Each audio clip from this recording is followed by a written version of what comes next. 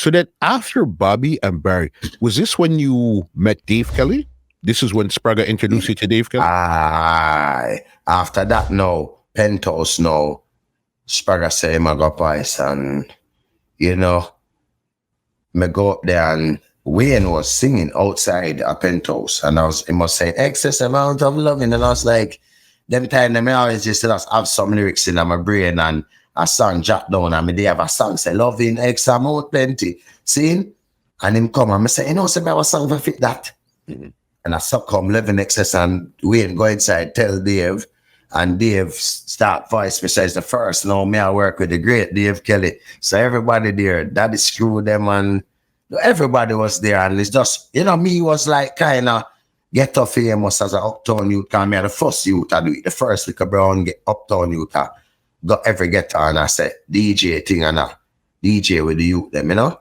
Mm-hmm. And were they accepting you as the Uptown Youth at this time here now?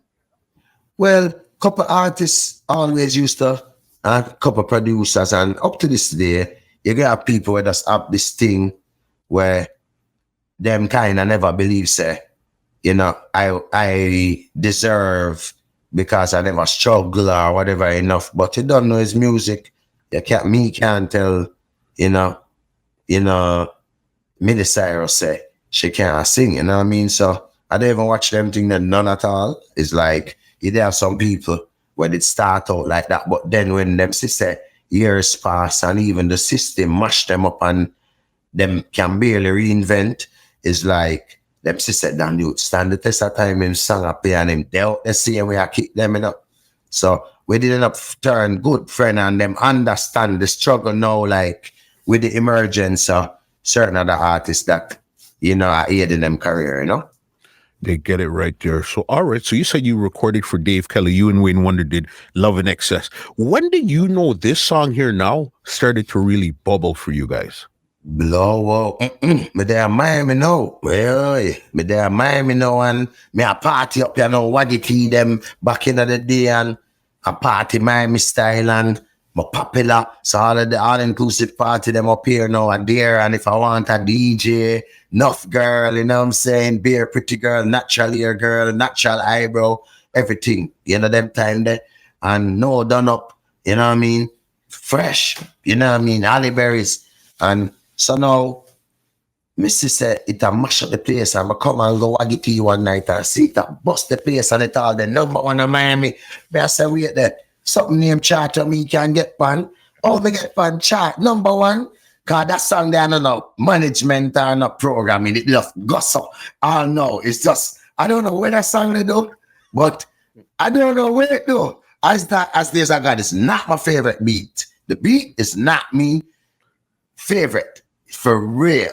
You know what I'm saying? But the composition is very, like, I don't know what it do, but then Wayne called me up from yard when I was in Miami and say, yo, video, you know, that time and nobody had no video. Me, I said, video? Me, I said, what? Him said, when you come down, them time the media plan for chill. Me say, tomorrow, let's buy a ticket. See, I'm flying the artist, the singer said, come in. So I say, all right. I'm going to go, so boom, left everything, go in. And then it was I work with them time there, Trevor Bailey them, Rascassa was one of the people there. Kevin Lee was the main person before Rascassa them. And this was one of the first videos of that era. Seeing we anyone that do it. Everybody in that video, Shelly Thunder, Frisco Kid, General Degree, Buccaneer, Buju Banton as a ballad. Seeing our bare things that video shoot there. And it mash up the country. But up to now, I didn't see it on YouTube. I didn't even know where to find it. You see what I say? So it's like that video now when we in Sesso now, I know say, cause from we in Sesso, I remember second batch we come out in I know. We come out. So it wasn't first batch? No. Yeah. Second batch. No fun I look you. Them song there and excess amount come out same time. It was Daddy Screw them and all of those.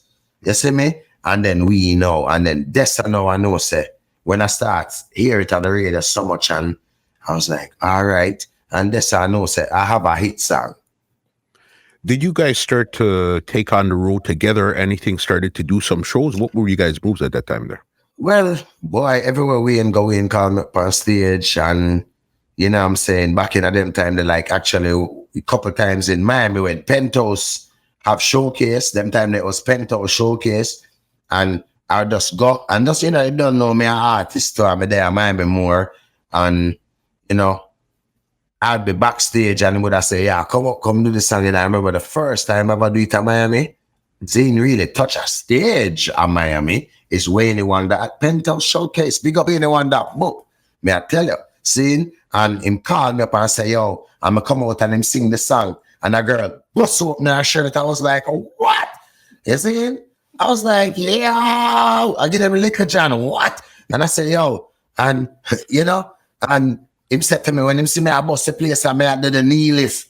We ain't go on the mic. I say, yo, Don Yute, come on and get the people that one song, you know. I'm gonna say, I'm gonna say, every woman on the hardcore love up. Then time the hardcore, I bust up the place. Me just bust it up. And then I start saying, yeah, you know.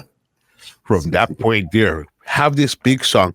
So did you link back with Dave Kelly to record You on the Man? Yeah, man. I did link back with Dave. And again, through Spragga, cause you don't know, Spragga, they have accidental voice. And then mega voice, mega voice, you own the man. Cause me just did have a different vibes and say, yo, answer back style. I'm a change that. Yeah. So if you listen to enough of Dave Kelly Riddim them, just I sound in it like, yeah, all the time. So I change a little thing. And that song now again, boy, may I tell you, jam rock them and most of the ghetto sound them when them are now if you play them just girl you be it from last night. Yeah. Girl can't take your man. And then just use it as the passa and I was like, yes, another little one. You know what I'm saying? And what was it like working with Dave Kelly now? Is you being a new artist, but you have a hit under Dave Kelly already. So what was it like working with him?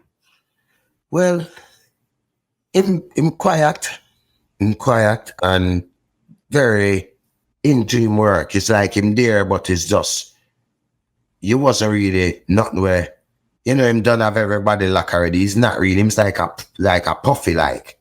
So it's like, you know, me that do my work and it's not really like I was like, you know, the every night creating more like Wayne and Spragga them and everybody else. Cause them in a more like the alias kind of thing.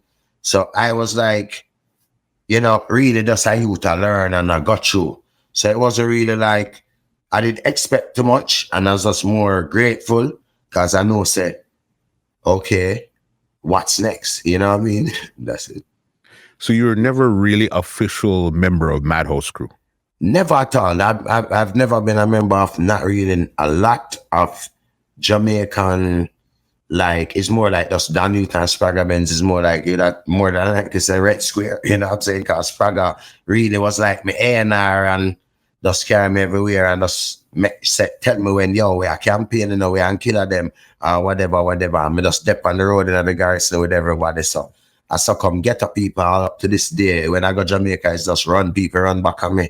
Just like me just dead like a more big, like a big artist same way. It's like, it's not nothing changed though, you know? It's just how I live, you know? This podcast is brought to you by www.twolinesmusichut.com.